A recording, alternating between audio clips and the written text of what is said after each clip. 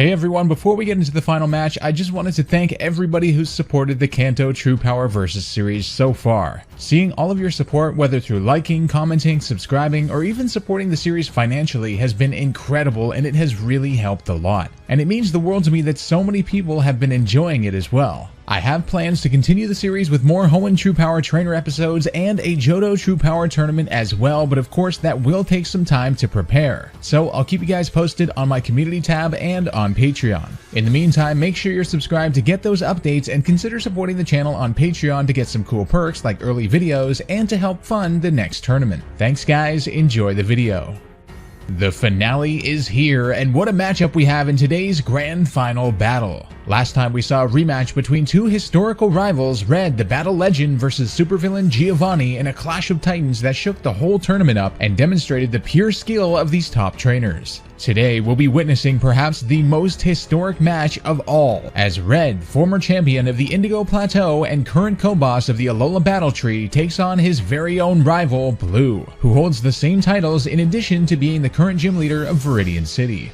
Decades ago, Blue became the champion before Red almost immediately took the title from him, causing Blue to take off to the Sevii Islands in frustration, where he caught several new Pokemon and trained his heart out. Upon Blue's return to the Indigo Plateau, however, Red had abandoned the league and gone to Mount Silver for training. Blue then took the title once again but never got to challenge his rival ever again, before eventually picking up the unoccupied Viridian City gym position. Now, using their best possible teams, it's time for the two strongest trainers in all of Kanto to battle to determine, once and for all, who is the better trainer. Without any further ado, ladies and gentlemen, it's time for our Kanto True Power Tournament Grand Final.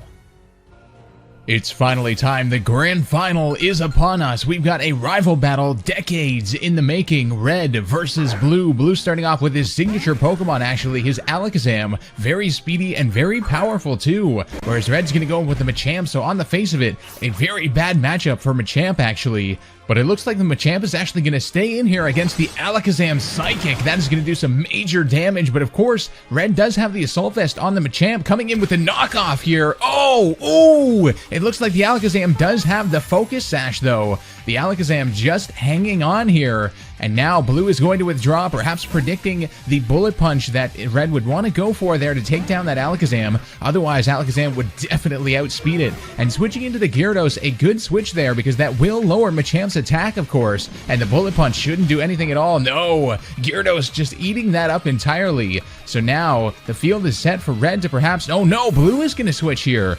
Blue deciding to switch into the Venusaur. An interesting choice from him there. But of course, Machamp is going to switch out as well. Red's going to switch out into the Blastoise.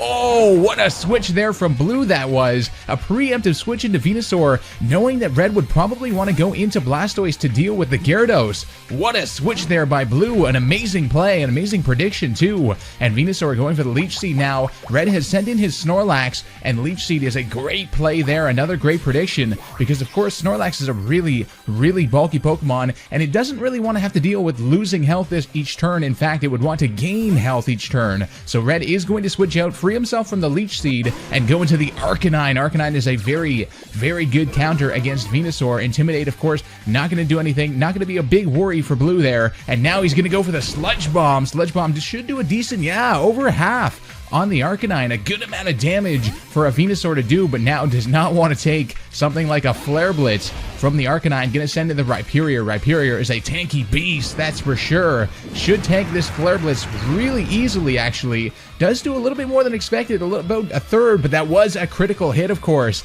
A critical hit, and Arcanine getting some damage from the Recoil and the Life Orb. So Arcanine will maybe have one attack with Recoil left, but he is going to be switched out for the Blastoise now. Now, Blastoise, a very good counter for Ryperio. Ryperio going for the Stone Edge. Ryperio does have a good attack, but of course, Blastoise being physically defensive is going to eat that up pretty well, especially after the leftovers. So now Ryperio is going to have to be withdrawn. It is 4 times weak to water after all, and Blue's going to go into the Venusaur again. But now Red predicting it. Red coming out with a prediction of his own, going for the Ice Beam on the Venusaur. A good attack there, doing about a third on that Venusaur and getting a little bit of recovery from the switch, of course. So now Blue's going to have to make a decision as to what he wants to use when Red is going to inevitably switch out. And now Red actually going for the Venusaur here. So we've got a Venusaur versus Venusaur battle. Giga Drain coming in on Red's Venusaur. So Red perhaps predicting the Leech Seed on the Venusaur, but Giga Drain is pretty much just as bad. And now a good play from Red, bringing himself back up to par here because he was kind of switching frantically. Blue had him on the ropes there, and Venusaur is going to go for growth on Blue's side of the field, trying to power up. He's going to stay in against Red's Venusaur here, and Red's Venusaur is also going to go for growth. This is an insane battle. Now, we have to keep in mind that Blue's Venusaur does have a little bit of damage already from that Ice Beam, whereas Red's is healing up 1 HP, that final HP with the Black Sludge, making sure it has perfect health. And now the Sludge Bomb, we're going to have to see how much that does. A little bit less than half damage on Red's Venusaur, whereas Red's Venusaur going to do about the same, but it looks like Blue's Venusaur does have the Citrus Berry. That could be a game changer here because it looks like Blue's Venusaur is outspeeding Red's. It could be a speed tie, I'm not too sure.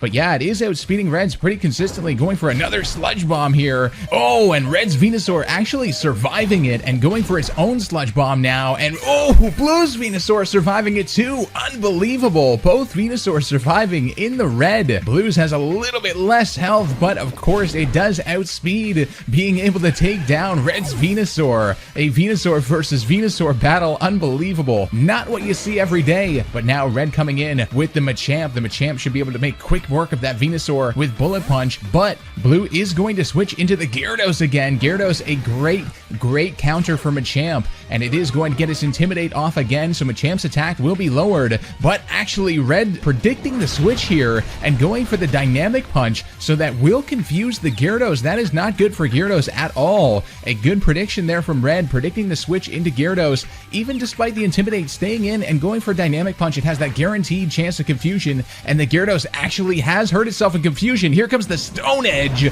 Oh, Gyarados going down to the Stone Edge from the Machamp. The intimidated Machamp with lowered attack. What a play there from Red. Now Blue going in for his Tyranitar. This thing has been a monster throughout the entire tournament. We'll have to see what it is capable of doing here against Machamp. It should outspeed by all means. So yes, Red is going to back down despite the fact that Machamp has a 4 times effective move on it. It doesn't want to get outsped and taken down. So Tyranitar going for the Earthquake now.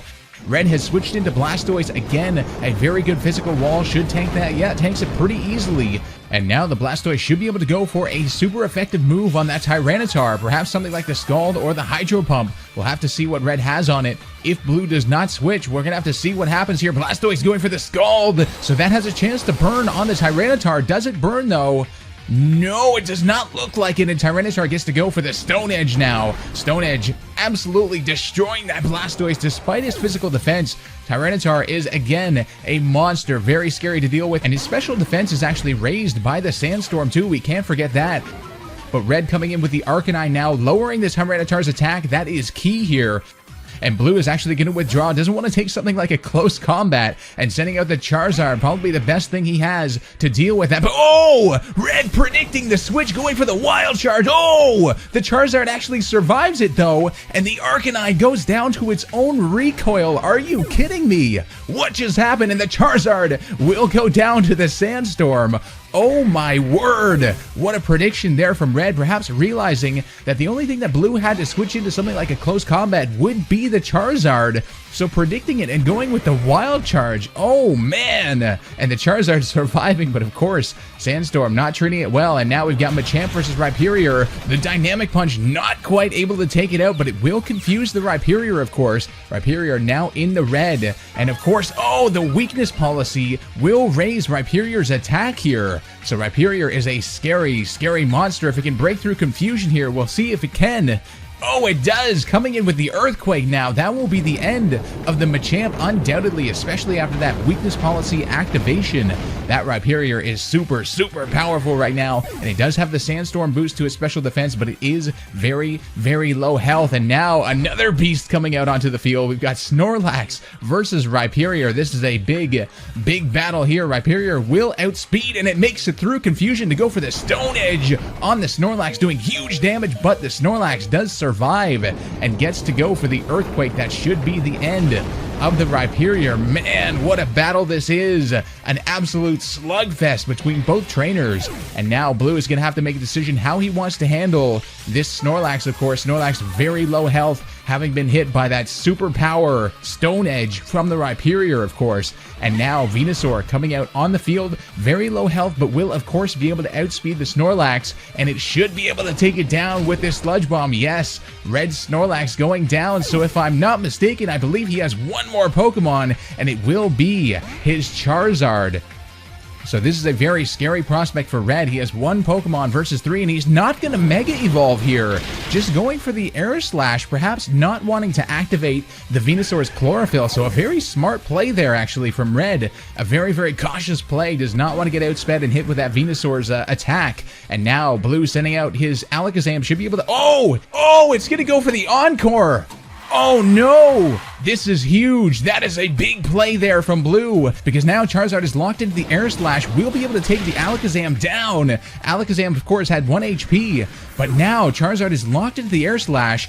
So perhaps what Red was planning, because Blue does have Tyranitar in the back, and Tyranitar will activate the Sandstream, of course. But now, if Red actually Mega Evolves, he will be able to set up the Sun and cancel out the Sandstorm. Perhaps that's what he was waiting for. But Blue, thinking 2 steps ahead and encoring the Charizard, so it won't be able to go for something like the 1-turn Solar Beam on the Tyranitar. It's stuck with Air Slash. Oh my word, this is crucial. So if the Charizard can perhaps get a flinch, it might be able to pull it off. Let's see. No, Tyranitar, Stone Edge, it hits. Oh, and that's the end of the Charizard. Are you kidding me? What an end to the battle. Blue overcoming his longtime rival Red, who he has wanted to face for decades. What a play that was with the Encore. Red making some genius decisions there to not actually Mega Evolve the Charizard so that he could eventually change the weather from that Sandstream. But Blue thinking 1 step ahead of him there and going for the Encore in advance to lock Charizard into Air Slash. What a play that was. What a battle. Honestly, if you had 1,000 battles between these two somehow simulated, I guarantee it would be something like 500 and 500. These two have fought for decades, and it's always been a close battle, always an exciting battle to watch. Man, oh man, the grand final is over. Blue taking the battle 1-0 and remaining the champion of the Kanto True Power Tournament. Make sure to smash that like button and subscribe with notifications on so you don't miss the next matches. Before we go, I'd like to thank the patrons who are making this tournament possible. If you guys want to help further this series' potential and support it, the link to my Patreon page will be in the description below. That's all for this one. This has been SilphSpectre, and I'll see you guys next time for more True Power.